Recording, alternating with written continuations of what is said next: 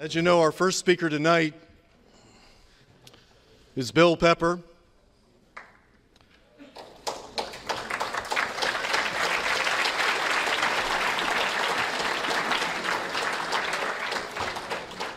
William Pepper, I was thrilled to know that he's keynoting for us because of his essential work throughout his career in aspects of what's happening with governance in this country that are crucial for all of us to know about. I wonder how many of you know about his book, An Active State.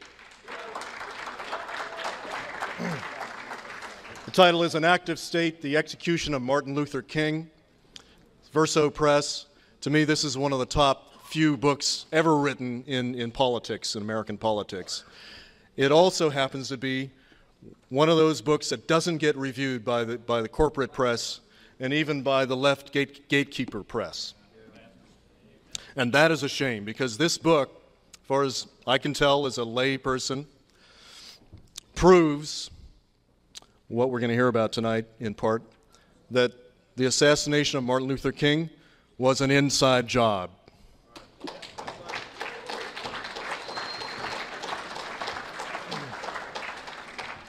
Mr. Pepper is a citizen of both the United States and Ireland. He's a practicing international lawyer. He's represented a number of governments and heads of state in his long career. He's both an English barrister and attorney in the United States. He's authored numerous articles and 5 books. He's got 2 more books on the way.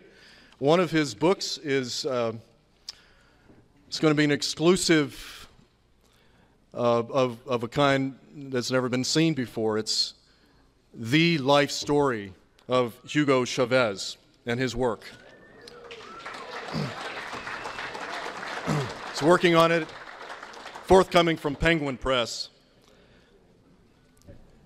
Bill spends a lot of time, he told me, with Hugo Chavez in Venezuela, and you'll be hearing about what's happening in the Bolivarian Republic of Venezuela. Bill says he believes that the Bolivarian revolution there is the model for nations of the world who treasure independence and a cooperative rather than competitive culture and society.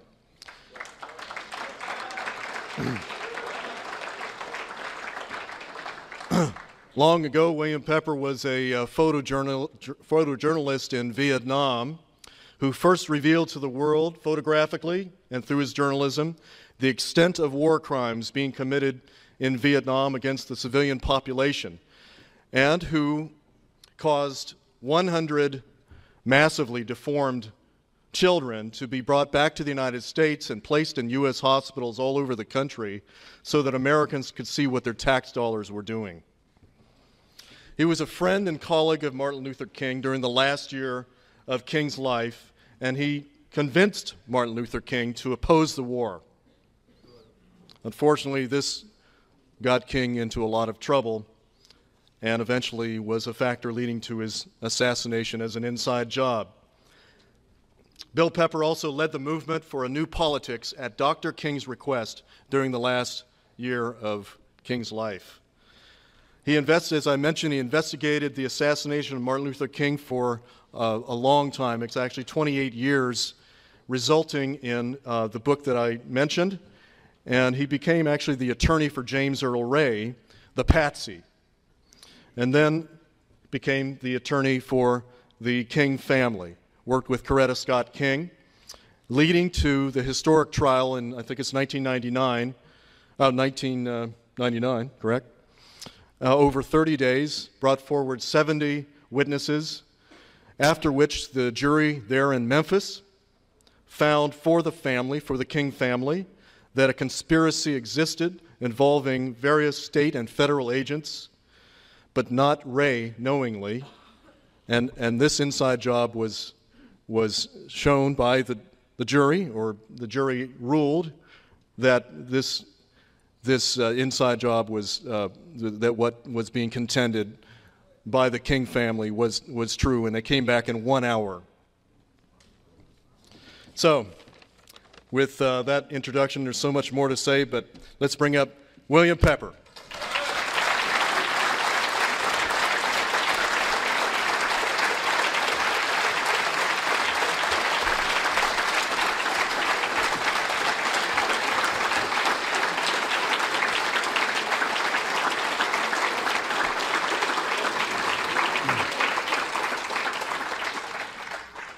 Thank you very much. Byron, thank you. I'm pleased to be here with you. It's the first time I've met with a group who is as dedicated as this particular group is to finding out the truth about what happened on September 11th, resulting in the death of many Americans and subsequently in the death of thousands, if not hundreds of thousands, of people in other countries of the world.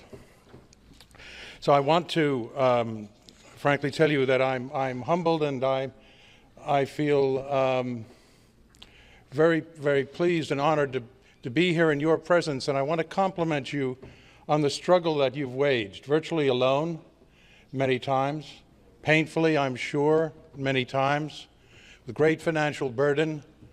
I'm also certain to many of you who have devoted and dedicated yourselves to this cause.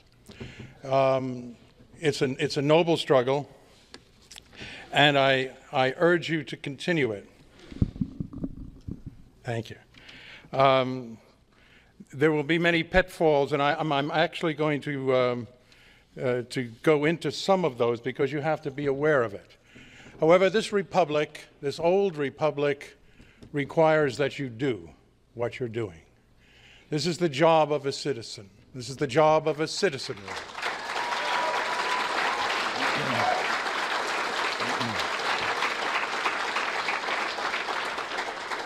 When your elected representatives refuse to go forward, when they refuse to stand up and be independent in terms of the forces of oppression and oligarchy in their midst, it is only the citizens who can come forward, and only the citizens who can raise freedom and liberty in this great land.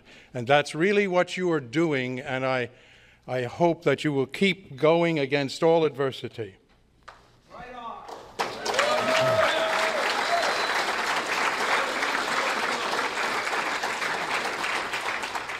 And surely you're not alone. I know that there is support and sympathy all over the world.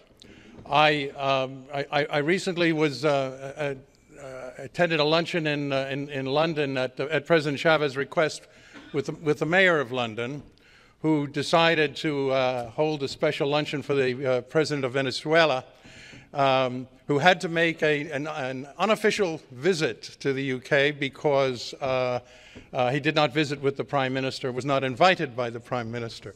So the Mayor of London, who we used to call affectionately Red Ken, invited Hugo Chavez. So President Chavez said to me, now you must come to this luncheon, because he knows he had come to I had convened a seminar in international human rights at Oxford University for 2 years, and President Chavez came and addressed my seminar. And he did that after I had happened to be fortunate enough to tip off an assassination attempt against him. So we had become rather fast friends. And I went to London for this luncheon, and a friend of this movement, whom you may not know, or some of you may know, who's become very close to me also, is a fellow called Nicolas Maduro. Nicolas is the president of the National Assembly in Venezuela. And Nicolas pulled me to the sides and said, dígame, Guillermo, ¿qué es el movimiento? What is this all about, this 9/11 movement? He had met two people who came to see him in Caracas. And he said, what do you think, what do you know about this? I said, well, I'm going to see some of these people, Nicholas, and I can only tell you that democracy lies well founded when people like these people decide they're going to challenge yet another cover-up in the history of the American Republic. So I think you should think well of them and consider whatever liaison you can give to such a movement for truth. And he promised he would, and he sends his greetings to you this evening.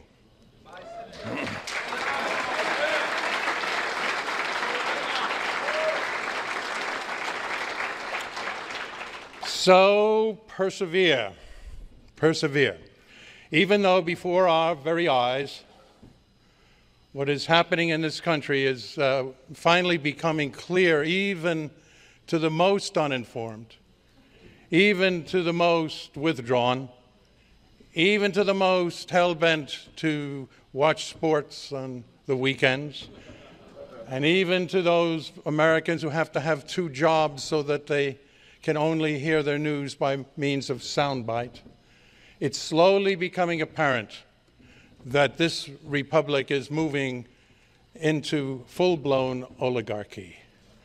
So you are going to be coming up against that reality, that political reality, as greed has driven this present administration really to show its true colors. So you're going to persevere in very, very difficult times, I'm afraid.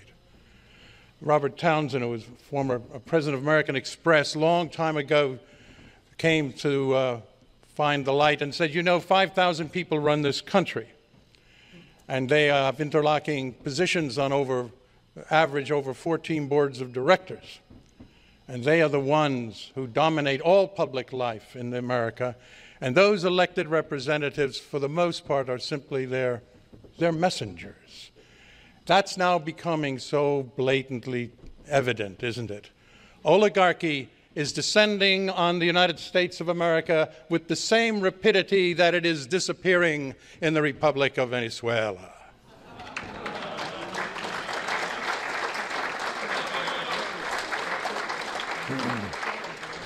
But you know, in any democratic system pretends to be democratic, they have to control the mass media. They have to dominate the mainstream media. And I've seen in my lifetime, I've seen that now come to such an alarming extent that there is really no independence anymore at all. And so the alternative media, to the extent that it can be useful, and people like Ralph Schoenman who are here tonight, and Ralph,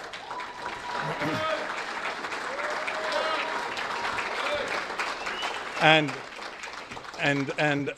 others, Amy Goodman and others, are so important in terms of just keeping that.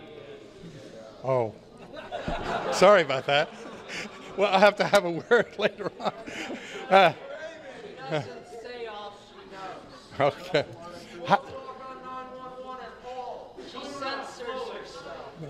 That's interesting. That's interesting, because I've never been actually interviewed by Amy Goodman, but she has been in the forefront of another issues. I think you're probably right about 911 though, because well, that can say a lot. Whoever pays the bills often does call the tune, I suppose.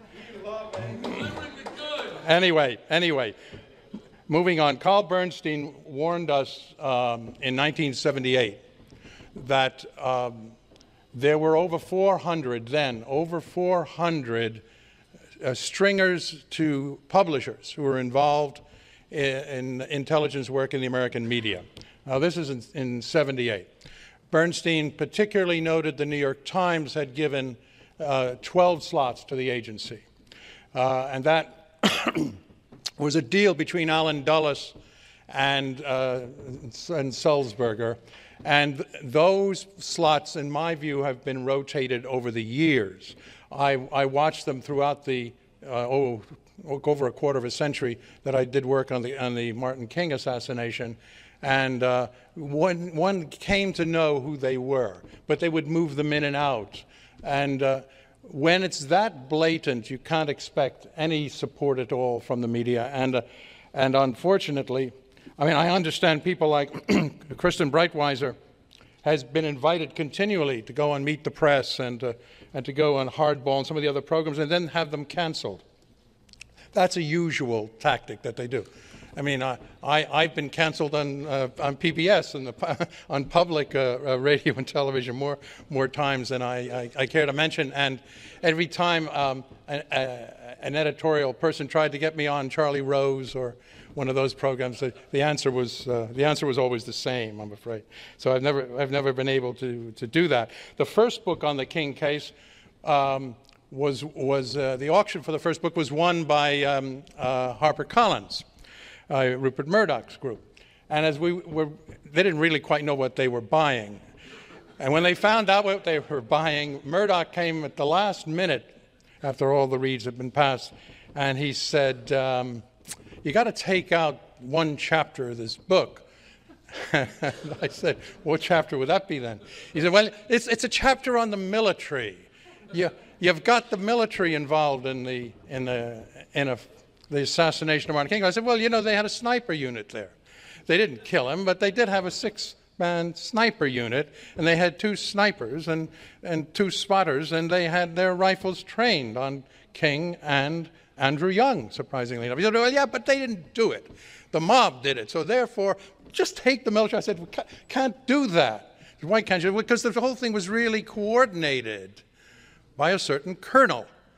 And this colonel had a deal with Carlos Marcello. They had a joint venture operation going on, selling stolen weapons, sending them into South America, and splitting the profits 50-50 for covert operations and for Marcello's needs. So you can't really do that, you see. The Army is very closely involved in this whole operation. I said, now why don't you want that truth out there? And he said, well, I've got this problem.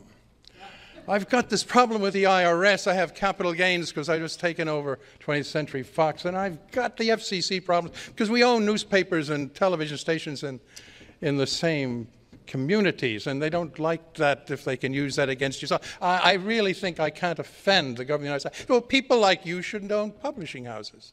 People like you shouldn't own newspapers. People like you should not have television stations because you've got another agenda, don't you? He said, well, that's the American system.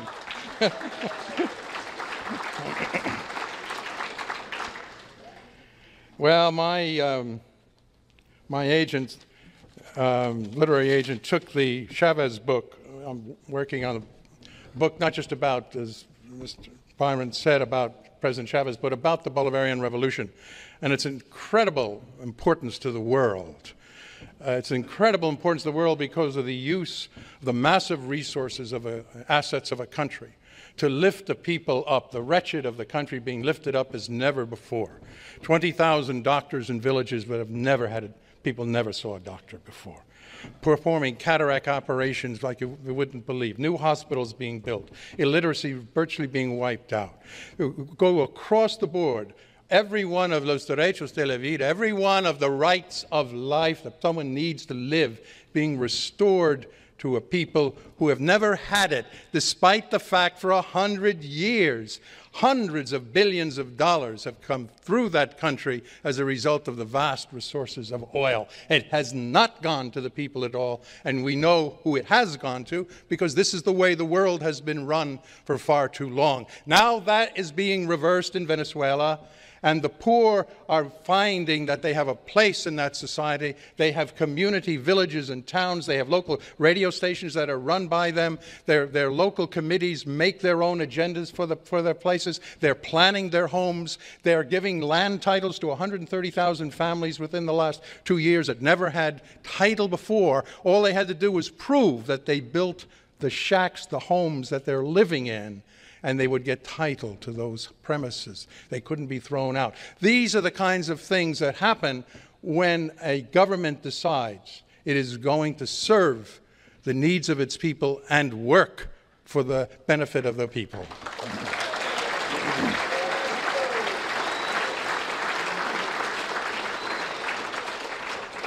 The ambassador to the United Kingdom, Alfredo Toro Hardy, is a professional diplomat, been in the service for a long time, comes from quite a well-to-do family in Venezuela. And he said, I can't understand the people of my social grouping in Venezuela.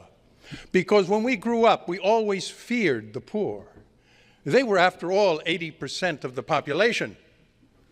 And we were afraid of them. We tried to have gated communities of all things. We have some of those around the United States. No, we had those gated communities, and we had walls, and we had guards, and we had dogs. We never knew when those poor people who had to struggle and struggle to survive, at most of the poor people of the world are maybe $1 a day, if they're lucky, were going to come and attack us. And always there was this fear of revolution. He said, now, he said, this president has made those people a part of the government, a part of the community, a part of the nation, has given them hope, and he's removed that fear. And yet these foolish people refuse to see it. They refuse to see it. And I was brought back to my recollection of Mr. Roosevelt. I was, of course, not around, but from the history books of Mr. Roosevelt, when Roosevelt became president of this country, of course, he saved capitalism, didn't he? What he did was to do what he had to do to preserve the system. And yet, even though he did that, the wealthy hated him. It's amazing. In their own self-interest, they don't see that. But that's what's happening in Venezuela today. And I ask you to watch it. Follow it as carefully as you can. And let us hope that the assassins, who frankly are afoot, give enough time to Hugo Chavez Frias so he can institutionalize some of these programs, so that they won't require the strong leadership of an individual, the inspiration of an individual, but that they will be themselves institutionalized and that they will never be able to be uprooted. In effect, this is what has happened in Cuba. If Castro were to go tomorrow, or to go 5 years ago, 5 years down the road, the benefits that the Cuban people have now can never be taken away from them without massive rebellion, massive revolution, and massive revolt. And I know that for a fact. I was in Cuba '59. I was my other life, I was a baseball player, and Fidel was a baseball player. And he brought me down there. I was down there after the revolution 5 months, and I wandered the country, and I saw only shoeless children and shoeless elderly people just hobbling along. I saw the wretches of poverty that we had tolerated in that country since the Spanish-American Revolution. That was one of the imperialist thrusts of the United States in 1898. And of course they said, we're going to be gone once we get rid of the Spanish.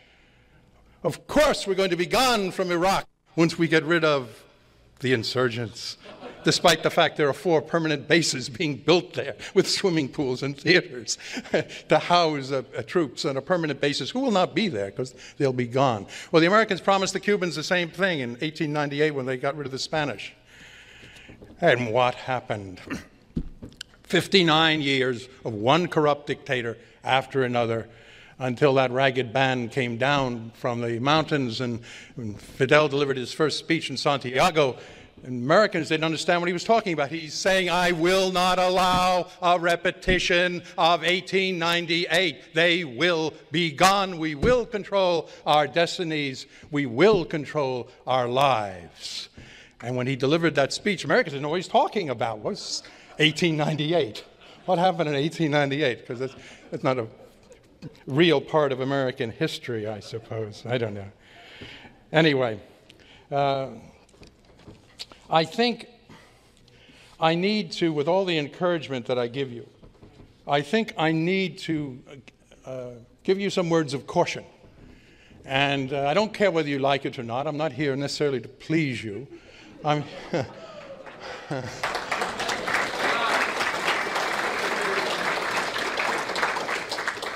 here to try to give you whatever benefit of whatever experience I can, because I have been down some difficult roads in terms of work that I have done, and not always sure that I was going to even survive some of the incidents, and movements with which I've been involved have had very dire experiences that we, as young, naive people, could never have anticipated. I remember in this city, this very city, Mayor Daley the First was in power then, and 39 years ago, we held a convention of 5,000 people at the Palmer House here in Chicago. It was the largest gathering at that time of the diversified American people that had ever been brought together and under one roof. It contained anti-war people, civil rights people, black power people, Fannie Lou Hamer, the Mississippi Freedom Democratic Party, SANE, all of these folks, You know them, the Hispanic Race Tirena, the Hispanic movement. It was an enormously diversified group of people. And we had worked for many months to put them together. Martin King, when I came back from Vietnam, I had as Byron said, I had been a journalist there. And I didn't go to the 5 o'clock Follies meetings, press briefings. I was out in the country a lot, and I lived in shelters and orphanages and camps. And I took photographs, and I visited a lot of hospitals and places like that. And I slipped up. I was in a plane, C-130, that was hit on the way in, and I hurt my back. And went into Saigon for R&R one night, and a Vietnamese woman was at this party of some of these voluntary agencies with guys I knew.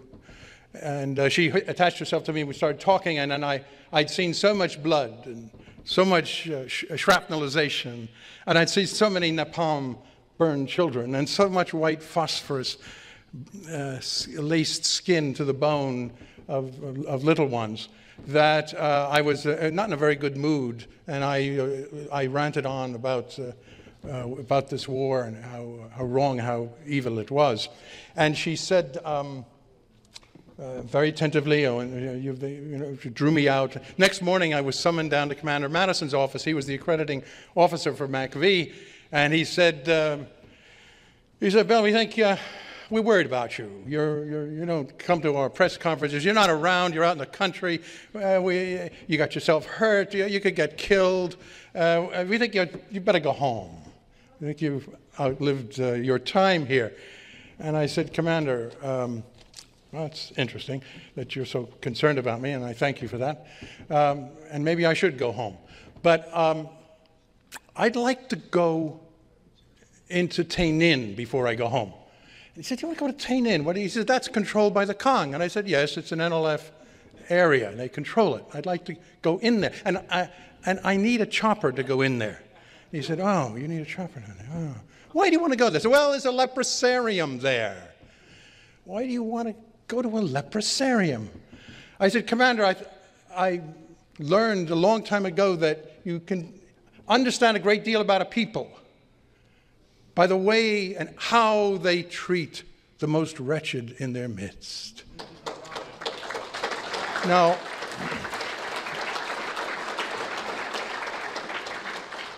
he of course still didn't understand, and finally he said, I will give you a Jeep with a driver. I said, I'll come back to you on that. And I went off and talked to a couple of friends, and they said, it's time for you to go home.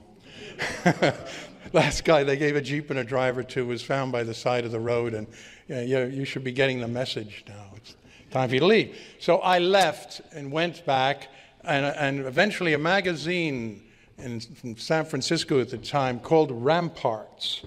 And some of you may remember Ramparts, or if you're old enough to remember Ramparts. Decided they were going to publish my photographs, and the article was called The Children of Vietnam, came out on January 1st of 1967. And Martin King happened to be a subscriber to Ramparts and happened to see those photographs. And Bernard Lee, his bodyguard, told me at Atlanta Airport when they pushed away the food and said he could never enjoy food again as long as this wretched war was going on. And then he asked to meet with me. And that started that relationship. And I will, till I die, remember his tears when I opened the files and he just really saw how real the devastation was, how brutal it was, and how innocent it was. How innocent were the ones that it was being visited upon. Well, we talked a lot about that, and eventually he said, I've been on the fringe of this, I've made tentative speeches, but I think I now will really have to come against this war. And he did, of course, on April 4, 1967, deliver that speech at Riverside Church. And he called me about 1 in the morning after that speech, and he said, you know, they're all gone now. I said, who's gone? They're all gone. All the civil rights leaders, all those people are gone. I will have they all think I'm costing the movement great money because I've offended this president. And of course, papers like the New York Times called him a traitor. He was denigrated. Yet he came out against that war, and the last year of his life, he was steadfast in it. And one of the strategies was to build a third-party political movement that would run him and Dr. Benjamin Spock against the Johnson organization, right? And that was what we were about at that time. We built this whole organization.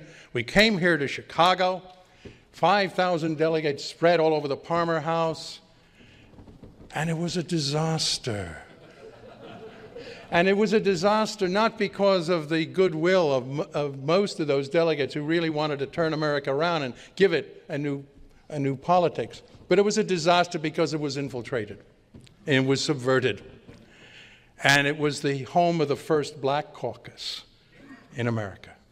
And it was the Black Caucus that was largely made up of Blackstone Rangers, gang members in the pay of Richard Daley, who came in off the streets and brought all the blacks made all the black delegates go into a caucus, and then participate in the convention by passing the most unacceptable types of resolutions, forcing them through that were dividing everybody inside the place enormously and driving away whatever hope of funding there was. And in the course of that first evening, a session like this, Martin was the keynote speaker at that time, and I introduced him, and he started to speak, and he was well into his speech, and I'm sitting behind him, and over my shoulder comes a hand with a note, and I take this note and I look at it, and it says, "Get him out of here as soon as he finishes his speech, or we will take him hostage and embarrass him before the world." They had to have him removed, you see, because he was a unifier, not a divider. And what happened subsequently in terms of all the resolutions might not have happened if Martin King had said it. But we had really no choice. These people were hell-bent to destroy that convention and that movement. Now, that's a personal experience in terms of that. In my work on the King case, continually, I have been faced with disinformation. I've been faced with people who had stories, who had evidence, who knew where the rifle was, it just goes on and on. Over 28 years, you can imagine people coming out of the woodwork. And for the most part, we were able to screen them out. But we were not always able to do it. And so whenever people come into you, and give you information, if you're not careful enough in terms of your research and your corroboration, you can be discredited. And that frequently can happen. In 1995, New Year's Day, 96 actually, one of my colleagues who was, he was an inside guy who had helped me locate some of the members of the sniper team who had fled to Mexico, got a call. And he got a call from a guy who said he was a colonel. And this colonel, we knew, was the man who had coordinated all aspects of the hit on Martin King. He coordinated the photographers on the roof. He coordinated military intelligence down there. He coordinated the snipers. He coordinated the CIA guys who put the snipers in position. He coordinated the Army Security Agency, ASA, nobody ever heard of them. Those are the guys who do the most surreptitious tapping and phone tapping in those days, maybe to this day. He coordinated everyone, and he was the only one who knew what everyone was doing. He chose the sniper team himself. He called my colleague and he said, "Why don't you tell Bill Pepper, I've read his book, he's right, he's given me too much credit, however, I was just following orders. They will tell you I'm dead, but I'm alive. They've given me a new identity, and I live in Central America. I'm prepared to meet with you guys, and I'm prepared to lay out everything that I know." We started a series of meetings that went on for 18 months. And it was a very interesting experience because he started to provide some information that a guy like him should have known. But then it started to turn in the direction of trying to take control of the investigation and move us into areas that I knew were wrong. And then it all became evident. It was a disinformation campaign, and they're very clever how they do it. Very clever at how they do it. So I'm going to say this group, more than any other that I can think of in terms of a movement, is going to be infiltrated, is infiltrated, and there are going to be all kinds of efforts to subvert your work, all kinds of efforts to corrupt your work, and all kinds of efforts to discredit you. Please understand that and take it in the spirit in which it's being given, because this is what will happen and probably is happening. So please, your work is too important, your mission is too precious. Be careful in every aspect of the work. Make sure your allegations, your claims are well-founded, because if they're not, you will be discredited.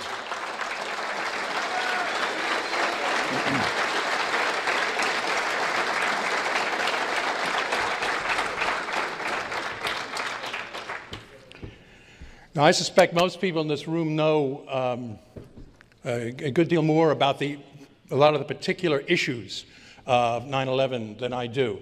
I know that the Victim Steering Committee had something like 125 questions, and I have reviewed those, and I understand that practically none of those questions were answered. Surprise, surprise.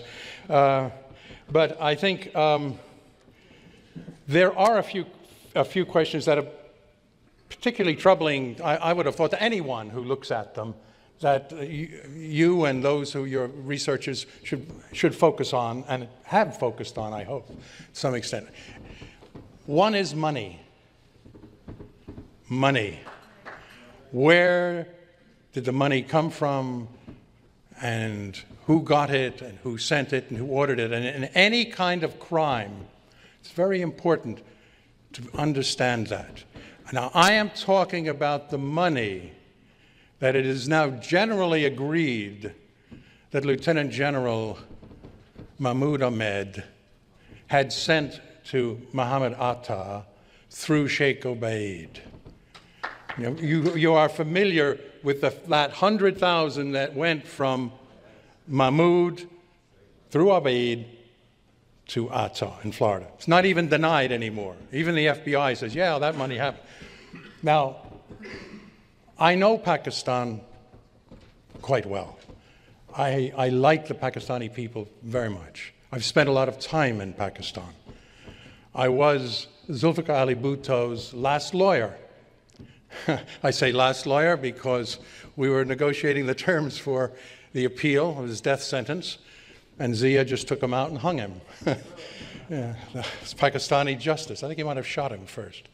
But that happened to him. So that started, 1978, started my connection with Pakistan. And then when Zia put his daughter Benazir in prison, I was able to use certain leverage and negotiate her freedom. Her and Begum, her mother, who got them out, got them to London, saved her life.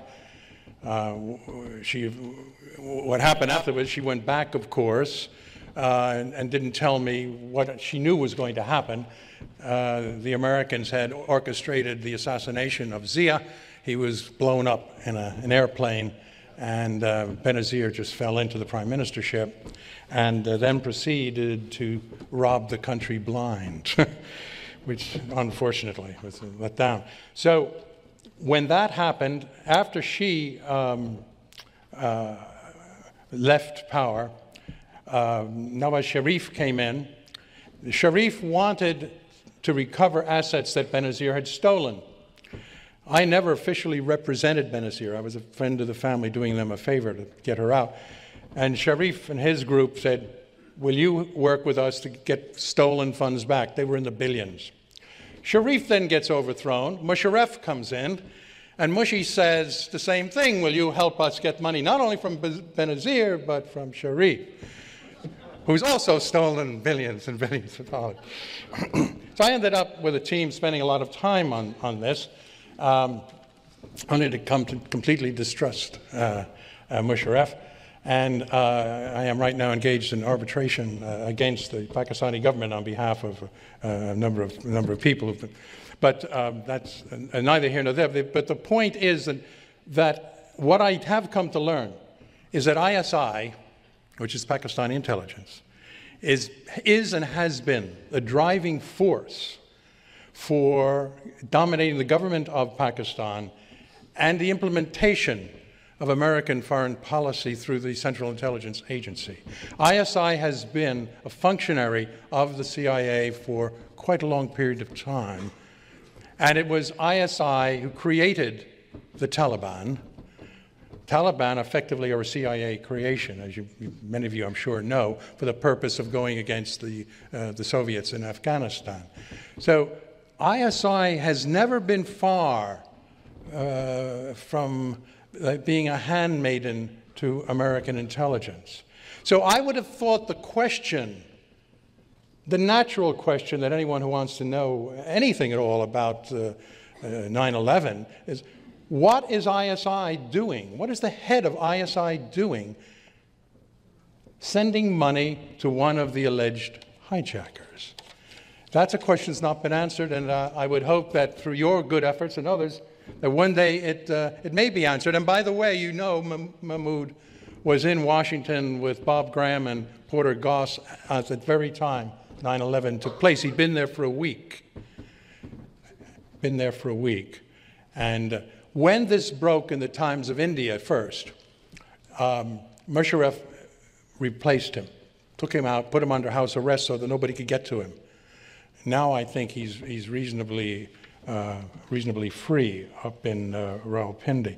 But that's a question that just leaps off the page to me. And if I could just bore you with a couple of others, because I know you've all thought about these many, many hours and much longer than I have. All the forewarning that took place, all of the messages, all of the warning messages, some of them personally delivered from various countries and intelligence agencies, all, of course, were ignored. And what's behind that? Why were those ignored? Who put these put orders on American Airlines and United Airlines stocks 3 weeks before the assassination? Now, that's a basic question, isn't it? There were puts on the stocks on those two airline companies. Where did that money go? Who got the money from those puts? Why has that question not been answered? What about the removal of evidence? What about the taking away of all of the steel so quickly before any forensic work could be done on it? You know, that's the key in any crime. The tampering with the scene of the crime and the evidence at the scene of the crime is the key to the existence of a cover-up more than anything else. If we had nothing else, that's the key.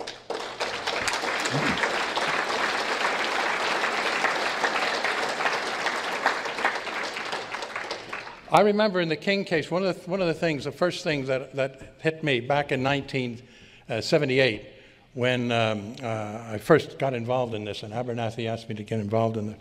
And I went back down to Memphis, and I learned that they had a team from the Public Works Department, Sanitation Department, in the bushes, the brush area behind the rooming house, cleaning it up under police supervision the very next morning. And they worked all morning cleaning that up. And when they got finished with that area, you can imagine what it looked like. No bushes, no trees, nothing. Not a shred of evidence could have existed. And that, right away, I said, and a number of other people said, this is a key. This is the key to the cover-up. So here also, 9/11, what happened to that? What happened to all that steel? And why was it spirited away so quickly? That's a felony, Mr. Giuliani. Yes. Yes. Why did the long-standing air defense system fail? Now, some of you may have done a lot of work on that, and just raising it, why the FAA didn't get in touch with NORAD, and why the whole thing didn't, why it just didn't work. with all of the time that was needed. And what was the director? This is maybe a sort of a sneaky little one, but what was the director of the Situation Room, the White House Situation Room? What was that director doing on that trip with the president on that particular day?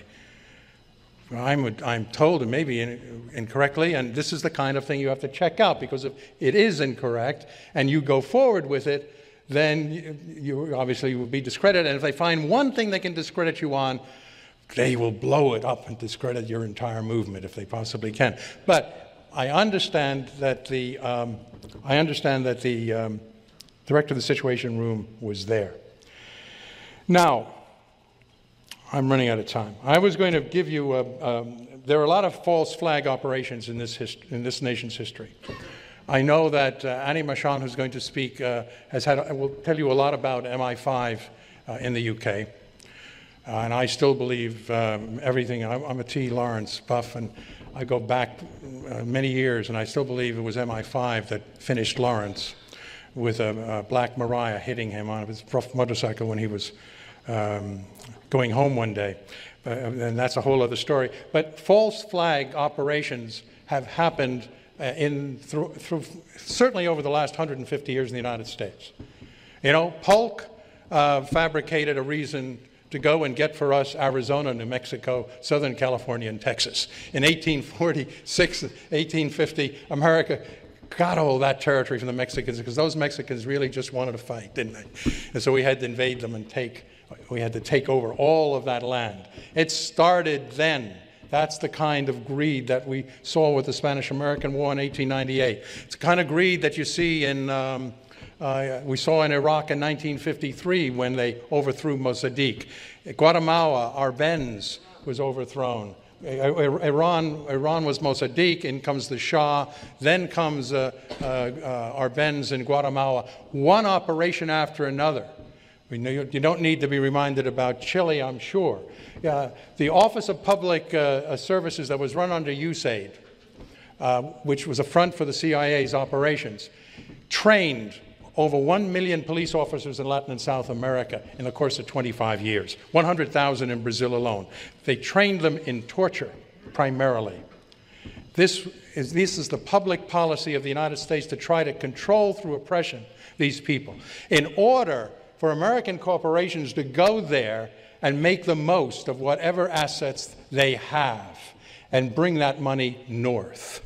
And then we wonder, when we've destroyed these economies over 100 years, what right these people have to try to come north and make some money to feed their families. Isn't it terrible?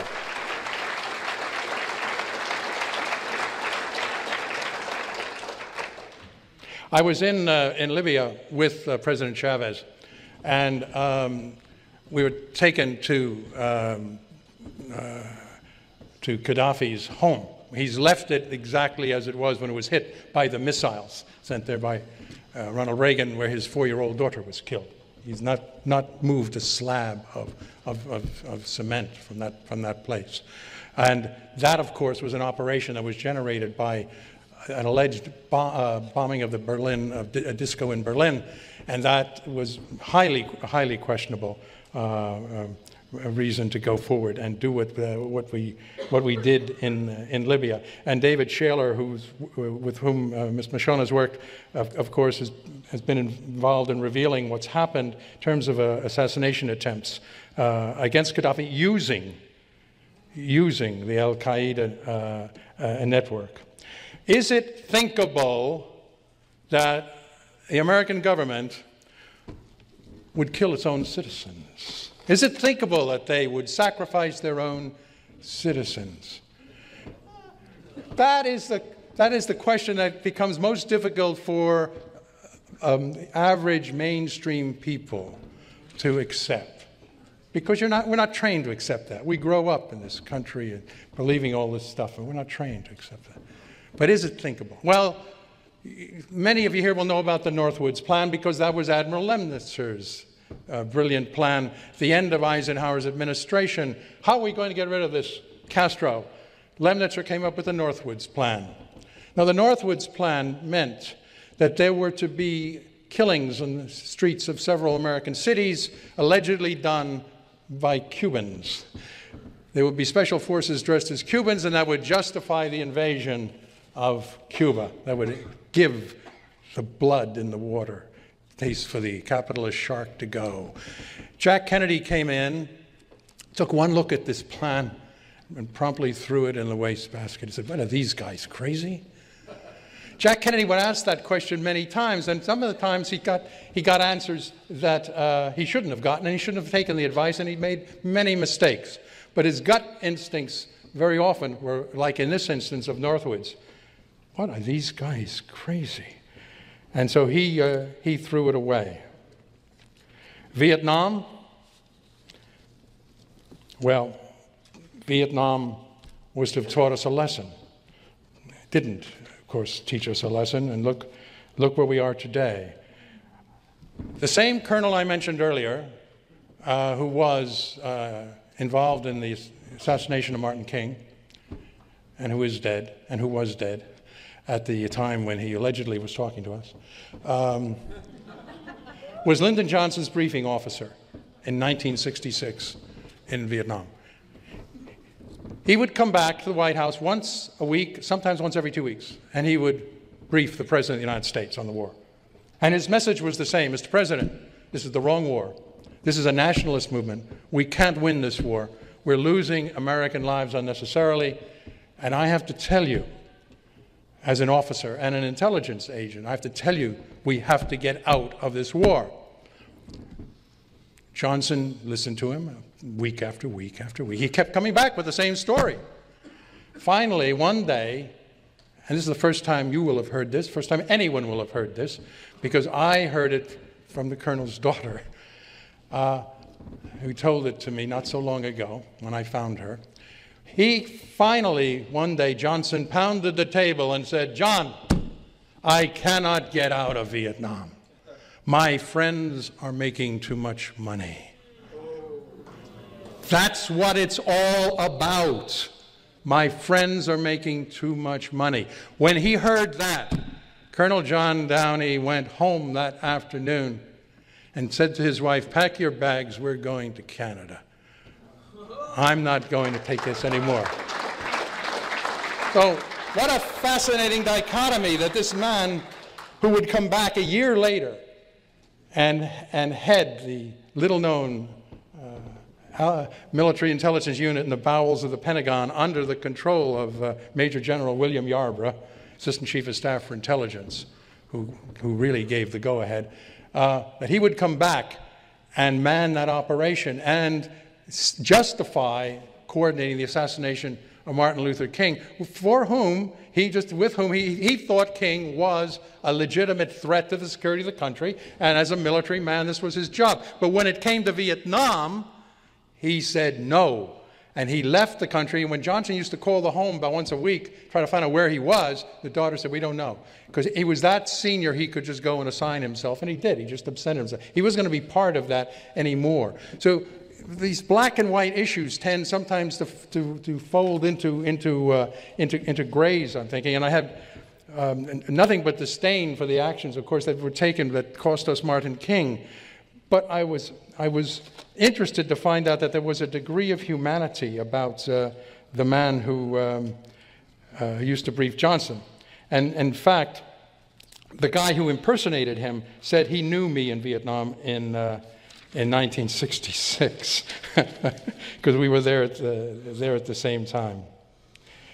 All right, so what have they done? They have used this 9/11 to inculcate fear, anxiety in the American people, to justify the acceleration of oligarchic rule and the demise of any semblance of civil rights and human rights where they choose to take them away. And that's what they do. My apartment's been broken into twice in the last 4 or 5 months. It has to do with Venezuela. It doesn't have to do with anything else. It has to do with Venezuela. One has to expect that. They don't take anything. They leave the television blaring. So I come home at 11 o'clock at night, and I've got a television blaring. They take all the apples from a fruit bowl. These are the games these guys play. You know, oh, dear, dear, dear. They try to unnerve anyone they can unnerve. Huh? We're at a state of perpetual war, and it allows extraordinary rendition. It allows torture. It allows complete violation of all of the laws of this land, unfortunately. Well, you know, Jack Kennedy held a dinner at the White House, and he hosted all of the Nobel Prize winners at one time. And he came in and sat down. They were all grouped around the table in the dining room. And he said, he lifted his glass and he said, "I want to toast all of you who are here tonight. Never before have so much brilliance, so many great minds been assembled at this table." And he paused. "Except when Mr. Jefferson dined alone." Mr. Jefferson, ladies and gentlemen, brothers and sisters, for all of his faults and the creature and culture of his time, is the father of revolution. Mr. Jefferson said, "There should be a revolution in this land every 20 years.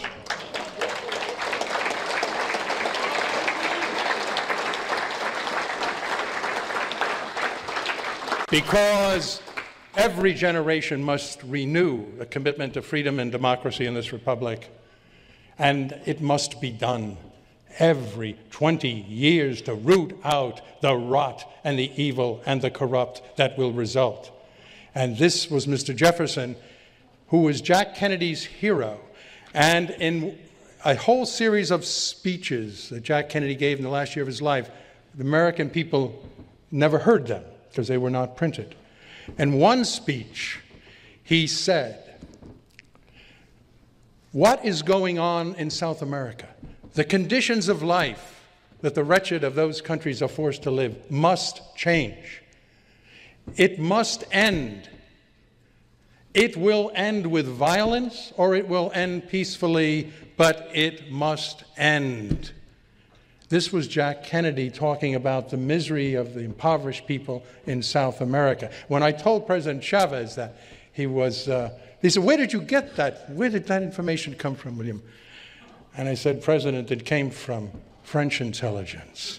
The French monitored Jack Kennedy the last year of his life. And my dear friend, as a very young guy, was Marcel Soriguet, was Charles de Gaulle's personal lawyer.